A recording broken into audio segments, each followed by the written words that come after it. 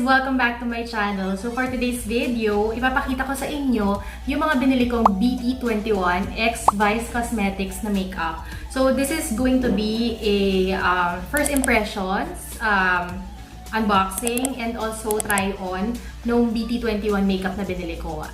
So eto na nga guys, medyo na-miss ko mag-film kasi siguro mga 2-3 weeks na rin mula nung last ako na nag-film. Ang pinakahuli kong shoot yung Maybelline na Superstay. Kasi sobrang na-addict ako sa panonood ng series. Kung kayo mahilig kayo manood ng Netflix, I recommend you to watch yung Locked Up. Kung nanood din kayo ng Money Heist, makaka-relate kayo kasi yung mga bida na nandun sa Money Heist, nandun din sila sa Locked Up. Hindi naman lahat, pero kung kilala si Nairobi, nandun din siya. Tsaka yung inspektora na buntis dun sa season 3 ng Money Heist, nandun din siya. Anyways, I'm back to vlogging. Sana tuloy-tuloy na to. And, buena mano. Ang aking i-unbox ngayon at ang aking i-haul today is yung binili ko sa BT21 x Vicecosmetics na makeup. So, binili ko siya sa BTMNL. I'm not sure kung sila lang yata ang distributor nito online besides doon sa mga stores nila. But, so in fairness naman, first time ko mag-order sa BTMNL and hindi naman nag-disappoint. It came on time and it was properly packed naman siya.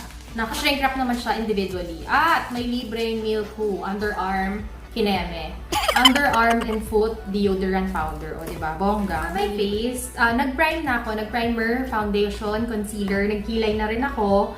Para mag-concentrate na lang tayo dito sa products na binili ko talaga. And unahin na natin itong si eyeshadow palette. So this eyeshadow palette is 395 pesos and isa lang yung set, isa lang yung palette na nilabas nila. Of course, the packaging is plastic. Ito yung lahat ng characters ng BT21 na in collaboration naman with Line. Alam mo, natataka ako, buti nakapaglabas sila with Vicecosmetics kasi di ba meron silang sariling makeup line. So, wala palang ano yun. Parang may mga conflict of interest kineme. Alam yun. Well, anyways, it worked out for them. Why not? So, it comes with 12 shades. So, there's 12 shades in the palette. 6 na shimmer, 6 na matte shades. So, ang binibida nila is that parang you can create a daytime to nighttime look.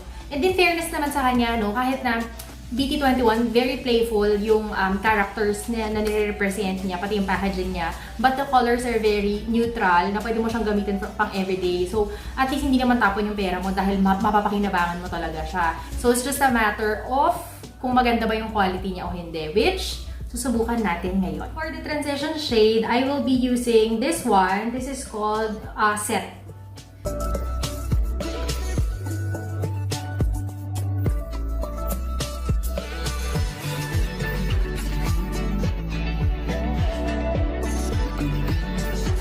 Done with the transition shade, I will now move on to a darker color, which is this one. This is the shade Iglop. Whatever.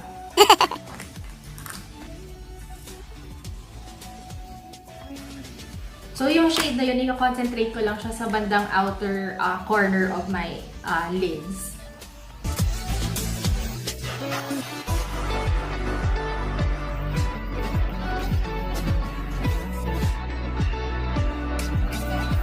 Yeah, wala naman siya fallouts. Medyo powdery lang siya pagka kinuha mo dun sa applicator mo. Pero pag nilagay mo na sa mata mo, wala naman nahuhulog.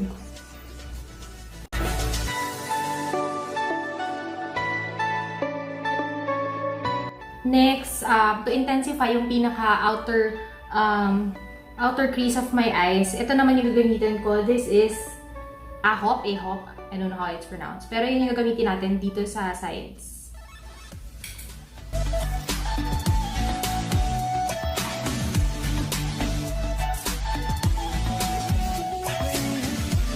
This is called Dull. So, yung pink shade na ilalagay natin sa center ng eyes natin. Dahil wala na akong malinis na brush, kakamayin ko na lang para masaya. In fairness naman sa kanya, pag ginawakan mo siya, ano siya, medyo creamy. Ayan, di ba? In fairness, kita-kita yung shade. Hindi ko to inasahan. Charot. Hindi ako nadi-disappoint, in fairness naman. Actually, K-drama na-enjoy ko yung K-drama eh. There's a few na natatandaan ko na pinanood ko. Pinaka unang-unang napanood ko na na-enjoy ko yung My Love Donna. Tapos, after no, napanood ko yung Legend of the Blue Sea. So, ang ganda. Very magical yung dating. And, isa pa sa pinaka na-enjoy ko, yung weightlifting fairy, yung swag. May pag-ganan sila, swag.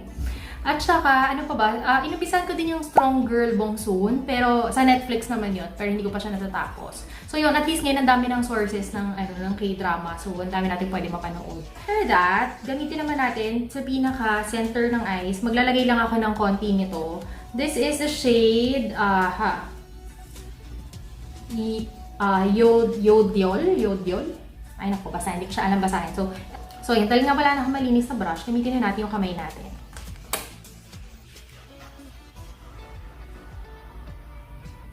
So there you go. Ayan na. Okay. In fairness, ang dali niyang i-apply. Kahit yung yung shimmer shade, hindi siya powdery. At saka, ang dali niyang kumulay. I'm not sure kung kita-kita. Yeah, kita-kita sa camera. Akala ko kasi hindi. So, ayan. Ang ganda, diba? In fairness. And, gusto ko lagyan yung yung ilalim ng mata ko para maganda.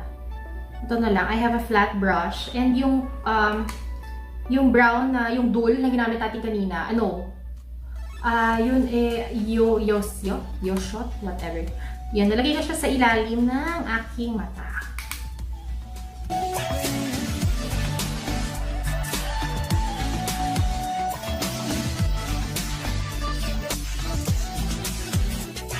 Now, I am done with my eye makeup. Naglagay lang ako ng mascara, nag-curl ako ng lashes, and naglagay ako ng false lashes. So, nag-eyeliner din pala ako para maganda yung effect sa mata. Diba? Ang ganda, diba? Diba?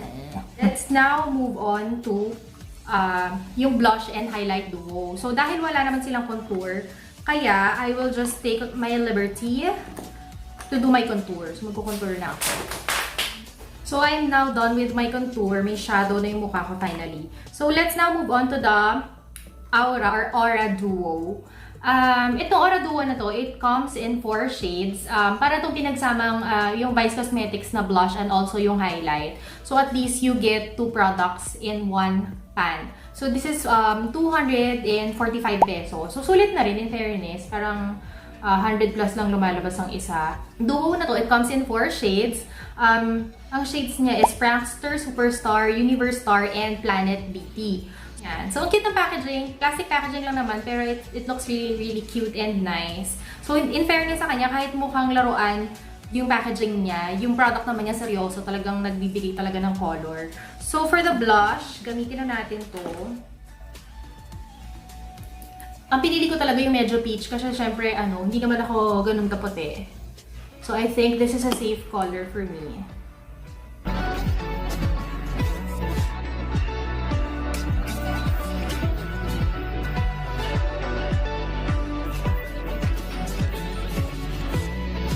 So, ayan na yung blush. In fairness, hindi rin siya yung sobrang, plakado. Kahit in person or in camera, okay siya. Hindi siya sobrang nagsusumigaw na, blush on. And, maganda siya for Filipina skin, in fairness. Diba? So, let's now move on to the highlight. Actually, on a normal day, hindi naman ako nag-highlight kasi oily yung face ko. So, maya-maya lang, para ka na rin naka-highlight kasi nag-oil up na yun dito. But for the interest of this video, gagamitin ko tong highlight. Ang binibida pala dito, this is the Vice Aura Duo Universtar. This is smooth, vibrant, and buildable. So, mag-highlight na ako.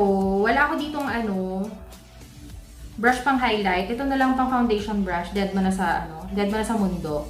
So, ito, lagyan lang natin dito.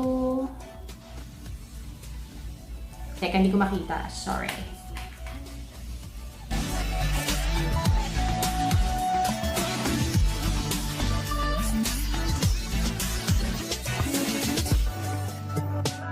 Yan, nakikita niyo yung glow dito.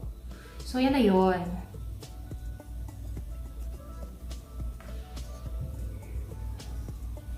Lagyan din natin dito sa ilalim ng kilay para masaya. Charot.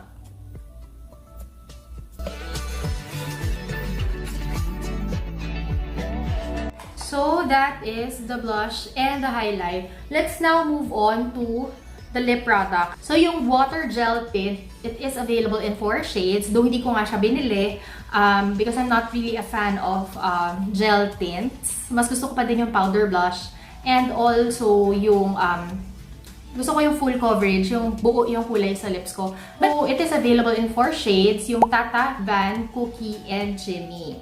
But today, what I'll be trying out is yung kanilang phenomenal liquid lipsticks. Liquid lipsticks. Yung liquid lip and cheek tint, it is for 175, tama ba? Yes, 175 pesos. And ito namang liquid lipstick, this is for 225 pesos each shade. And what I got is si Shooky. This is Shooky. So this is a velvet liquid lipstick. So ang available shades niya is based dun sa mga characters nga is Koya, RJ, Shooky, and Mang. So ito, try ko na si Shooky. Actually, first time ko matatry itong matte velvet liquid lip ng Vicecosmetics. Pero hindi siya hindi siya drying according dun sa nabasa ko.